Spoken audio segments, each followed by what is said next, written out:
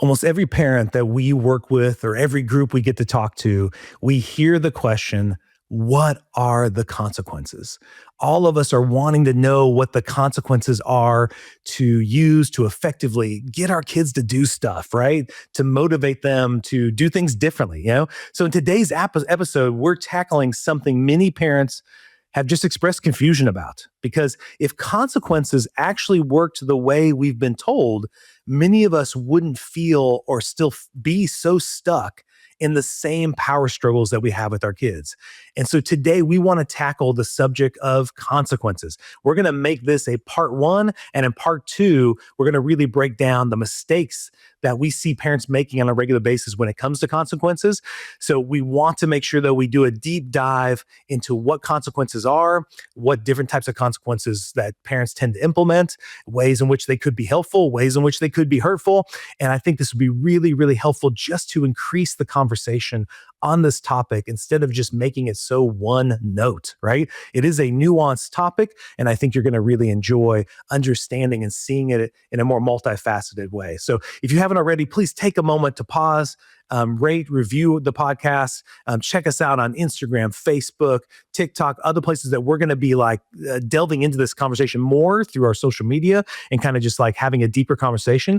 We'd love to hear your comments about how you feel about consequences. Is that something you use all the time? Is it something you never use, right? We definitely want to engage that conversation with you and look forward to getting that feedback from you. And if you ever are saying, man, I want to do this parenting journey a little different, reach out to me if you want some parent coaching at kyle@artofraisinghumans.com. Each month, I'm only taking a select few numbers of parents to do the parent coaching journey with, and I'd love to talk with you and see if you and your spouse would love to do that with me. So without further ado, get ready for that conversation on consequences, and here we go. Welcome to the Art of Raising Humans. The Art of Raising Humans is a podcast designed to support, equip, and encourage parents on how to create long-lasting, deeply connected relationships with their kids that's free from fear and shame. Come join us on the journey.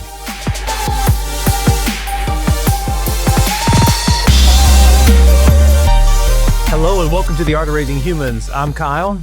Hi there, everyone. I'm Sarah. And Sarah, today we're going to tackle the subject of consequences. Yeah. We got to do a really fun speaking event the other day with some parents at a local school, and that came up quite a bit, right? I mean, as soon as we start talking about parents, a lot of parents are like, well, what consequences? What do we need to be doing? Like when a kid does that, you got to do something to cause the kid to do. And you want to make sure you're getting it right, Yes. not too harsh, but yeah, it makes an impact. And So today we're going to do a really comprehensive dive into the subject of consequences to really just help you understand it better, kind of where it comes from, how we see it, ways in which it could be implemented in both positive and negative ways.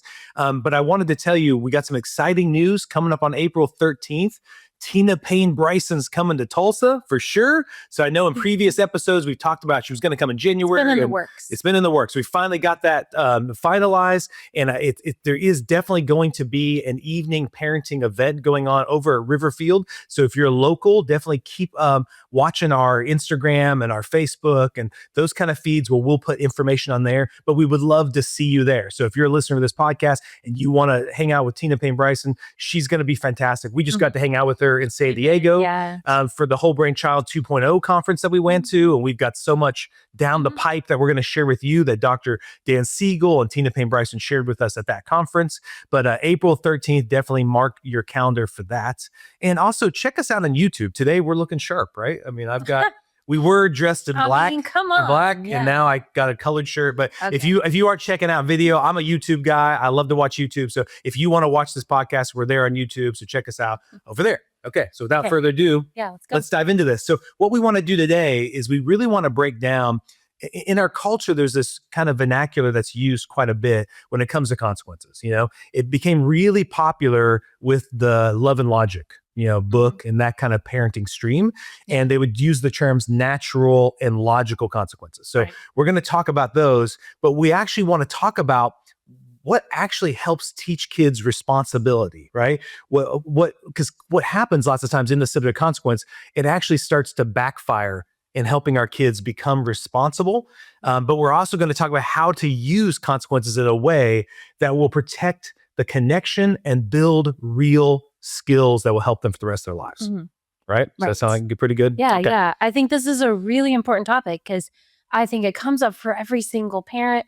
It is in the mom groups, everyone's talking about this. My kid did this. What should I do? It's something that I think there's a lot of tension around how do I get this right? And sometimes it can feel like a hole and I don't know what to do in this part. Yeah, and so every speaking event, it comes up. It does, yeah. Lots of times when I'm coaching parents, that's what they think. I've had a lot of people I'm coaching, they'll say they're get parent coaching, and as soon as they hear that, those parents will say, "What are the consequences?" There's almost like this implied question or implied that somehow we have this magical set of consequences that we do that will then motivate kids, teach them to take responsibility, all these kind of outcomes that are really positive. And to be fair, there are books out there that sell that. Yes, that's true. Right? Yeah. So to be fair, that message is sent out there all the time to say, yeah, there are magical consequences that's going to raise a perfect human. Yeah, but what we have found is missing in that conversation is really having a deeper dive into what consequences really teach our kids. Right. Yeah. And that's really important. Yeah. And which ones, lots of times, most of the time, are just going to create more power struggles and going to damage your connection with your kid. Right. Yeah. That's what we've seen time and again is that damage. And then, you're trying to get help because you thought you were doing the best you could, figure out to do or what you were told to do. And things are not, your relationship isn't the way you want. All these concerns about your child, their behavior, the consequences didn't seem to do the thing they were supposed to do. Yeah. And I think what it ends up doing is parents end up feeling stuck in this impossible tension, not wanting to be too harsh, right? So a lot of times they're using it because they don't want to blow up and they think screaming and yelling at their kid is not the way to go. But they're also not wanting to swing so far towards like permissive, or it got brought up at the thing, the gentle parenting idea. And they think then nothing's going to really change at all because the kid's just going to see you as a pushover. I think parents often find themselves, they feel like they're kind of swinging between those poles of I'm really trying to get away from this other model. And then, now I've swung too gentle. Now I swing back over here trying to bring in the right consequences in it. And it's hard to feel secure, some certainty in the path that you're taking in this area. Yeah. And what we have found is what it really does, often consequences just turns into more yelling. I definitely hear this from the kids. It definitely brings more frustration, more like random, crazy. I mean, I've heard things like kid said a cuss word, so now the kid is cleaning windows, because their mouth is dirty, or those kind of consequences pop up. And I've heard all types of things, that come up, and the kid's kind of confused as to what's the point of this, And then kids just aren't actually learning the skills, which is the big part that we're really excited about. Yeah. I mean, for us, you guys have probably heard us say, if you've been listening for a while, we're very skills based. It's all about looking at child development. And as kids are growing up and we're raising them, it's about giving them the skills they need throughout life. So what we want to unpack today, Sarah, is how if you've been using consequences, the results you're wanting, there's this mixed bag that comes with it, right? Sometimes you get the result you wanted. The kid goes and does that thing. Sometimes the kid just is more resistant to it and it doesn't seem to work at all. Sometimes you just throw up your hands and forget about it. It's all kind of over the place when parents are using consequences as a way to motivate the kid to do whatever, or to somehow teach them a lesson, right? So we really want to unpack why that is, because there are different ways to approach this topic. And so let's dive into the first way, right? So in an idea like Love and Logic, but also in other kind of parenting models, most of them will say the most effective consequences are natural consequences, okay? But we want to take a moment and really define what natural consequences are. So the way we defined it is they're consequences that do not involve any parenting interference. Yeah. To me, that's a real great early screener. Yeah. Does this have anything to do with me? No? Okay, that's natural. Because if my kid goes outside and they're cold, it is the winter air that's making them cold. Has nothing to do with me. Yeah, I think a real common one that we ran into a lot was kids packing up stuff to go somewhere, right? So they might forget their water bottle. They might forget their coats, right? And even though maybe we reminded them, then they forgot it. And then they show up, and this happens to us as adults all the time, right? Like, oh, I forgot to bring my wallet, or I forgot to bring my whatever. Just the other day, I forgot my phone and we went to soccer games. Yes, and so I had 3 hours of soccer games with no phone. And you had to deal with the natural consequences. I did. Yes. I did. I remembered all of the other things, but I left my phone charging, even though I was charging it so I would have a charged phone. But anyway, I had to deal with it. But you know what I love about that example though, Sarah, is you did have to deal with that. I could have, as a spouse, been like, that's what I was going to say. I was going to say, right. So in that, you weren't like, well, I mean, that'll teach you to leave your phone behind. How could you forget your phone? Yeah. There was no like shaming, or there was no,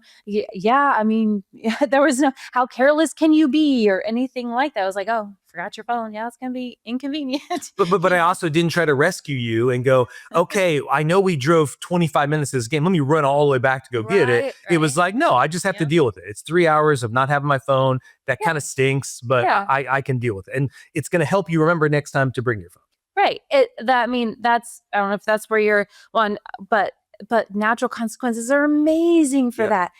I didn't need anyone. I didn't need all my friends on the sidelines go, oh, you forgot your phone. Wow. What kind of mom are you? None of that. Was the best teacher was just the fact of me not having my phone, at the inconvenience. Not, you know what it's like, guys. And we live with our phones. We need them. And so having to just live with that was a great lesson for my brain to remember it. Well, and I even remember being a Boy Scout as a kid, and there's lots of campouts I went on, and I did, oh, I forgot that thing. Oh, I wish I would have remembered that, right? And every camp out, I started to make a list, like, don't forget this. And even today, we do that with a packing list, right? How many times did we have to deal with the natural consequences of like, did we forget to bring diapers?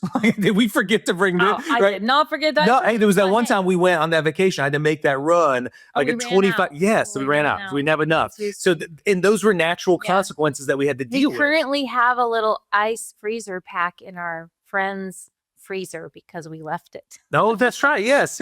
So kids, it might be they forget their coat on a cold day. They forget their water bottle. There's all these type of moments. They didn't do their homework. Yes. Right? They show up, they don't have it, and then they get a lower grade because of that. All those things are natural consequences that are great to learn from. Even maybe they weren't very kind to a friend, and that friend is now playing with somebody else. They didn't share, or they didn't, there are some consequences even in relationships. No, I love that you bring, because I would see that all the time as a school counselor, that a kid was mean to another kid, and then the natural consequences of that, of the next several days, that kid was less apt to play with them. That kid maybe couldn't come, like from then on would go play with other kids during recess. And you had to work through that conflict that happened and resolve it. But in the meantime, there were these consequences that kids didn't feel safe around that kid. Right. So natural consequences.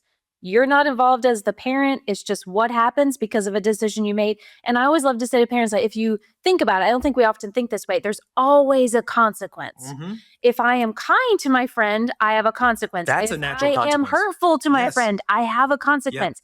So it's really about bringing your child's awareness to there's always a consequence. Which one do you want? Even me making the list before a camp out, there's a consequence, which is I remember more things. Right. So either way, if I remember my phone, right, my brain wires for, ooh, that's nice. I have my phone. If I forget my phone, my brain wires, ooh, this is uncomfortable. I want to make sure I bring my phone. Basically, Sarah, what you're saying that's so good that I want every parent, when we think of consequences, we just think it's just cause and effect. That's all it is, right? It's just, it doesn't, we'll get to this later, but lots of times the conversation is about bad things, is about like things that we do that are negative, but everything has consequences. Like from the time of day that we're recording this episode, from whether or not I ate before we recorded, whatever, right? What I did eat before we recorded. So everything has consequences, and we're wanting to help our kids be able to, without shame, without fear, be aware of the cause and effect that's happening with every choice they're making. And we don't want that judgment in there. We want to hold it back. It's so easy to kind of slip it in there to be like, I told you, but we really want to hold that back because we want our kids to kind of be these curious investigators in life. I did this, ooh, but I don't like that. I did this and I like that, right? And if we can hold it without judgment, we can help them walk through that, and we can hold it. This is going to be years, decades of their brain trying to figure out what action leads to what result. So we want to be on that ride with them with curiosity and support. not I better hide this because now I'm ashamed of myself. I know we're going to get there. And this kind of learning, when you're learning through these natural consequences, it becomes more experiential. Yeah. And not lecture based, right? Yeah. Like you're really just learning. You're learning, how to get the best outcome I want, right? It often builds independence, helps them with problem solving skills, and the prefrontal cortex engages because they can reflect, right? So like if we want our kids reflecting, I didn't like how that happened, next time I want to do it different, then we got to be free of the fear and shame to be able to allow them to do it. And that's really where the learning and changes happens, right? I once saw this. We were at soccer, right? And so we're driving, there's a big car line of people, and this kid was kicking their ball and they weren't carrying it through the parking lot. So you can imagine what happened. Ball rolled out, got smashed.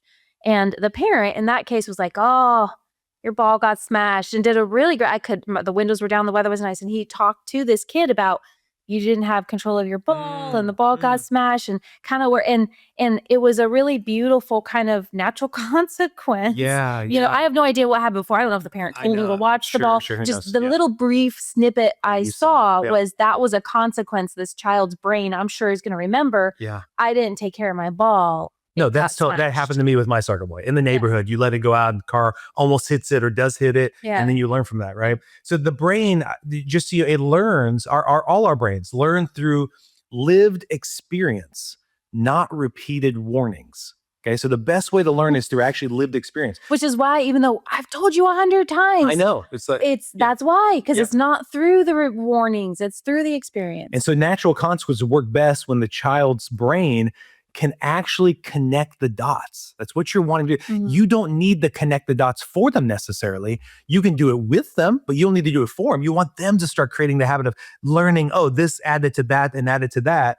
And when the outcome isn't overwhelming to the nervous system, then they're able to really think about it, reflect on it, and learn from it, which is what we want them to do. So regulation makes that learning possible. And too often, I know, Sarah, the mistake I have made is at moments when like our daughter has forgotten her water bottle for the 10th time. I get dysregulated. I get upset. And actually me being upset and causing this anxiety within her, because she knows I'm going to get upset about it, it makes it actually almost impossible for her to learn from it. Yeah, because it distracts from it, right? Because now she's dealing with you and you're upset. And instead of being able to live with the moment of, if she's in this calm place of, ooh, this is what I did, this is what happened, do I like that or not? You want to keep your child in that learning, growing space. Well, and so this is a kind of a reminder that natural consequences are not appropriate when safety's at risk. Right. This is really important. I'm not letting my 2-year-old go to the park without their jacket. I told you to grab your jacket. You did it. It's winter. That's not. And that's also unrealistic. Yeah. My 2-year-old's not. Now my 10-year-old, they might be okay. That, depending on the weather. So I love this point. We have to make sure it's age appropriate and it's going to be safe. Yeah. So safety's at risk. Number 2, the consequence is too delayed. What do you mean by that? It happens way after the fact. The brain does need to be able to connect the dots. Yes. It's too hard to see that because it's like days later and then the outcome is like, doesn't seem connected. Okay. Yeah. That's not how and then the last one is someone else pays the price. Right. So the natural consequence of me throwing blocks, you get hit in the head and you get hurt. And that's like, I probably should have stepped in and stopped the block throwing, because the kid learned it hurts to get hit. Yeah. But that's different. That's not as connected. And that's not the. Yeah, that's great. So we want to make sure we're keeping those 3 things in mind when we're just letting these natural consequences play out, I want to give an example of a teen. If a teen is driving unsafe. Oh, yeah. Good. It's not just them that they won't get a ticket. Good. Maybe they'd be maybe you could say, that's on you, but they could hurt someone else. Exactly. Yeah. So I can't let that happen. Yeah. Right. Yeah. I need to stop and keep the world safe and the other people safe. That's great. Okay. So that's natural consequences. And those are the best ways to learn. Okay. So the second type that is talked about a lot is what the book Love and Logic called was logical consequences. Yeah, and I think that's the term a lot of people use. What I like that Dr. Becky Bailey of Conscious Discipline, she calls it imposed consequences. Love that, so we're going to use that. Yeah, the reason why we use that is because I just think it's easier to understand. Because lots of times what we have heard in coaching parents, what they think are logical consequences doesn't make any logical sense to me or to the kid. And so I think imposed consequences more describes what's actually happening. Yeah, I was going to say, can I use the word a little more honest? Yeah, exactly. Yeah, it is. Yeah, like I'm imposing this, yes. so it's an imposed. Because like a logical consequence seems like you don't bring your coat and it's cold, right? But an imposed consequence is something that I'm doing to the kid, because of this moment. Yeah. Right? So I'm putting on the court system, the school, whoever is imposing a consequence. Yeah. So imposed consequences are parent created outcomes that are directly related to the behavior. Okay. So I'll say that again. Parent created outcomes that are directly related to the behavior. And this is important because many things that are called imposed consequences or logical consequences are just actually punishment in disguise. Right. And if it's driven by frustration, which a lot of times it is, I know it was for us, for me, when the kids were little, if it's not clearly related or if it's meant to make the child suffer or like embarrass the kid, all those kind of things, right? Yeah. It's probably not teaching. It's just punishing. Right. It for sure. We slip into this. We think, oh, you didn't do, you hit your sister. Okay, now you need to go vacuum the floor. Yeah. Well, no, I even remember, this is how it was when I was a kid, Sarah. If you bit a kid, your parent might bite you. Like that's how some parents would do. Like, you want to know what that felt like, and they would think. But see, they probably feel that like that is connected. I know, that's what I'm saying. I know, like, but you bit. It's like you just bit me. Like, but I would hear parents do that, right? But, so it'd be like that doesn't seem to be. That's interesting.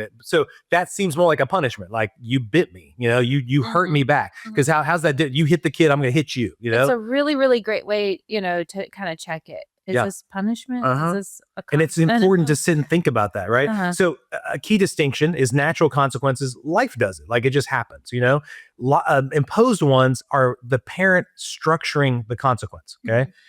So an example, for instance, would be like toys are thrown, so the toys get put away. Right, like the block throwing. Yes. Right, that's a real common one. Kids will throw things or knock things down or do something. Yep. And so you might go, okay, we need to remove these. Right? Yep. That I'm imposing this upon you. I am taking away your toy. Yep.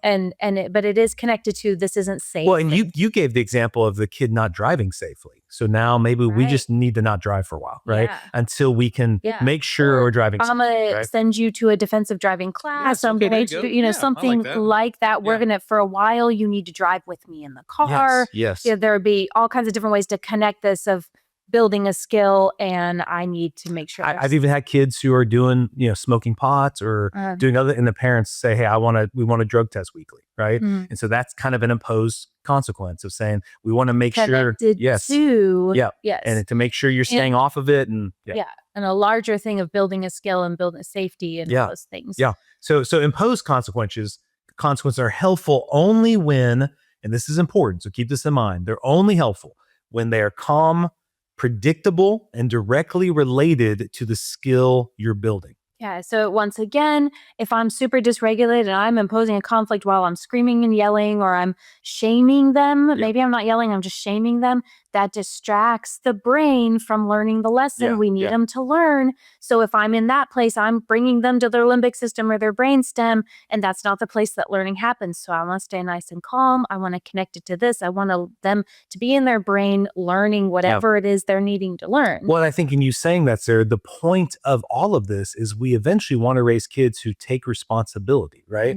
And in that moment, when I'm losing it, when I'm yelling, when I'm shaming, when I'm not giving the kid a chance to take responsibility. I'm just taking it for them, and I'm missing an opportunity. Like the kid is just thinking, what do I need to do to get out of this moment? They're not thinking, what did I do and how could I do it better? There's no reflection happening. They're just going to get angry at you or angry at themselves. And that's pretty much it, So many times, things that parents call logical consequences or are imposed are just actually punishments wearing nicer clothes. Right. So they're just like, and it kind of makes us feel better. Like it wasn't as bad as doing this other thing, but it really is just a punishment. And so imposed consequences fit only when they preserve the dignity of your kid. Yeah. Okay? When the kid feels like it's undignified, it's disrespectful to them, like they just get focused on that. They don't get focused on learning. Yeah. I mean, the blocks, all of those things could be done with dignity. Like, hey, we want to be safe playing. We don't want to hurt other people. Let's put the blocks over here. Let's play with something else. We can try that again later. I remember even saving their. I remember when the kids were young and sometimes going to bed was hard. And like our older two, when they were little, like that transition from like having fun to then going to sleep was difficult. Yeah, who wants to leave? And when we noticed, I remember we had long talks about this. We noticed maybe watching that cartoon before bedtime isn't helpful, right? So I remember sitting down, we sat down with the kids and just said, hey, I don't think watching the show before bedtime is helping us be able to regulate our bodies and get into a calm place to go to sleep. So what we're going to do is we're going to stop watching shows before we go to bed. If we do watch a show, it's going to be like way before that. Yeah. And then we're going to spend like an hour just playing with toys or whatever. And we're going to see if that helps. And the kids at first were like, oh, what? Oh, okay. But then they're like, okay, I guess I can see that. And so I said, maybe we can try the show at a different time. But right now, I don't think it's working, And the kids, we purposely made sure we were in a good space instead of, initially we're frustrated. Like, why won't they just go to sleep? Right. But then it's like, we're showing them screens. Yeah. But we could have been like, you know what? You guys aren't, no more screens. Yeah. And now we've slipped into punishment as opposed to the other way. We were technically imposing a consequence saying like, this isn't working. Let's remove that to help you be able to do this. Right. But we wanted to get that skill of transitioning to bedtime. And after we did that for probably like 3, 4, 5 months, then we tried to throw in a show at that time. And then there was no issue. There was no battle over it, Yeah. Okay. So imposed consequences can work. It's not that they don't have any value. They can work, but if they work because predictability lowers the threat response, so the kid kind of knows, okay, this is happening. Okay. There's a clear cause and effect, which is going to support the kid's executive functioning and their ability to kind of like think long-term and see the pattern that's coming. And it's less emotional flooding than just random punishment, So it's not us getting caught up in the moment and reacting to things. Yeah. Well, and I'm thinking of an example of that.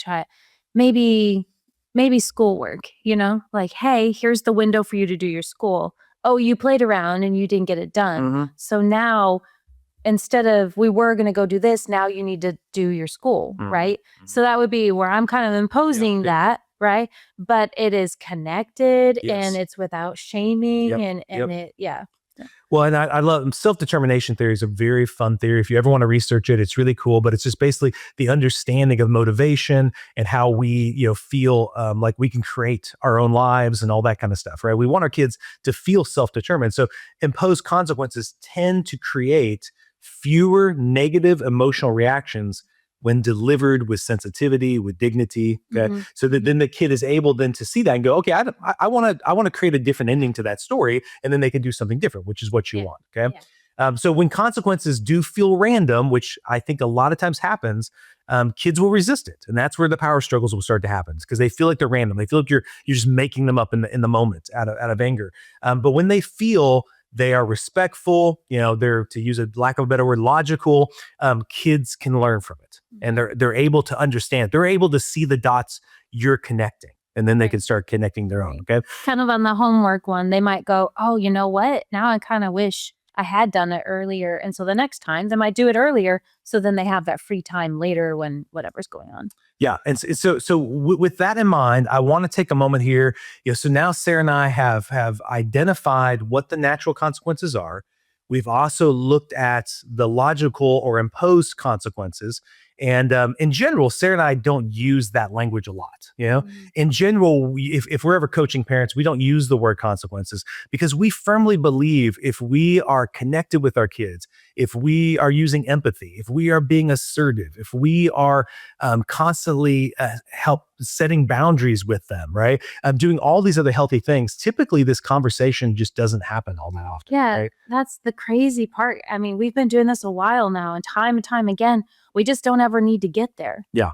You just don't because we've had the conversation. We've created a plan. We've trained the kids to see the dots. They are connecting them themselves, so then right? we wind up just not even needing it. Yeah, and so therefore it doesn't come up. We don't ever really use the word, not because the consequences word is a bad word. It's just in our culture. If you're listening to this, if consequences are brought up, it's always going to infer typically some kind of punishment, right? Mhm. I don't ever really hear it all that often referring to anything positive, right? Like I don't ever hear parents say, "Hey, you got a great night's sleep tonight last night. The consequence of that is you're going to feel rested," right? So there isn't this nuance. There isn't a nuanced understanding of it. It's always pretty much like a one-track understanding. Like, Yeah, it's because really negative. yeah, when parents say, "What are the consequences?" They're not like, "What are the positive consequences?" So a lot of times we like to talk about just even raising our own awareness as parents and interacting with our kids. What are the consequences of our actions, right? Like I think it really helped me, Sarah, to think when I yell at my kid or when I shame my kid, I want to be very aware of what those consequences are. And many times it was a distance in our relationship, right? That there was like it was harder now for me to connect with them. They were less open and receptive to me, and I want to emphasize that because that's what a lot of parents end up falling into is when they're young because they have lack of tools. They're just using consequences, right? And that they think, well, that's better than maybe I'm not spanking, maybe all that. And it's a step, right? And it's so much out there. I think that's what you learn about and what you're told to do. So Yeah, and so I want to. I'm trying to give in wrapping up this conversation about consequences.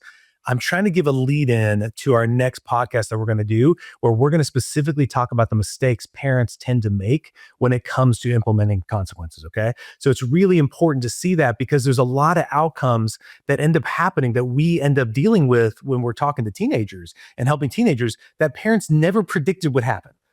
But these mistakes are so crucial to understand because it then will help you better implement this tool in a way that's healthy in your family, And so that's why even we kind of stay away from using the wording because it does imply so much negativity, right? Yeah. But once again, I don't think it's bad to have natural consequences. We just want to increase your imagination that doesn't need to be the go-to, right? Right. So I hope this conversation today was really, really helpful to you in understanding the difference between natural consequences and imposed consequences. And definitely join us for part 2 of this conversation, where we're going to dive into the common mistakes parents make when using consequences. And definitely share this podcast, share this episode with any of your friends who are asking you, well, what are the consequences, right? Let's inform them. Let's expand that conversation. It is a nuanced topic, and let's make it that way because we want to raise kids who are aware of the consequences, but not just in a negative way. So thank you so much for joining us today, and we look forward to you being part of part 2 next week. The Art of Raising Humans podcast should not be considered or used as counseling, but for educational purposes only.